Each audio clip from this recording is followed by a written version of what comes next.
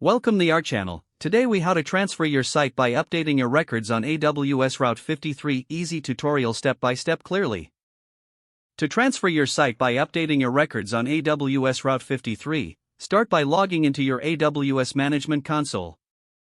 Navigate to the Route 53 service from the list of AWS services. In the Route 53 dashboard, click on Hosted Zones in the left sidebar. You will see a list of your hosted zones. Find the hosted zone corresponding to the domain you want to update. Click on the hosted zone name to view its details. In the Records section, locate the existing A record for your domain. If an A record exists, click on it to edit its details. If there is no existing A record, click on Create Record to add a new one. In the record creation or editing screen, enter the domain name in the record name field. For the record type, select a IPv4 address. In the value field, enter the IP address of your new server. You can optionally set a TTL, time to live, value, which determines how long DNS resolvers cache the record. Once you've made all necessary changes, click the Save Record button. Your changes will take some time to propagate.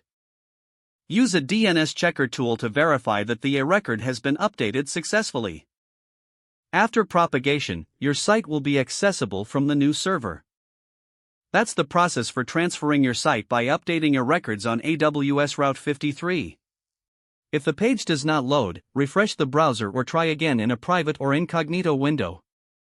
Make sure you are using the correct email address, then retype it carefully to avoid small typos. If your password is not accepted, use the reset option and create a new strong password you can remember. Check your spam folder for verification or security emails, then complete any requested confirmation steps.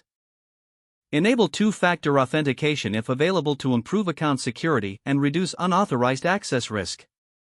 After signing in, review your profile details so your contact information and settings are accurate and current. If you see an error message, note it down and try again after restarting your device and internet connection. Log out when you finish, especially on shared devices, to keep your account and payment information secure. If the page does not load, refresh the browser or try again in a private or incognito window. Make sure you are using the correct email address, then retype it carefully to avoid small typos. Don't forget to like this video and subscribe to our channel for more step-by-step tech guides.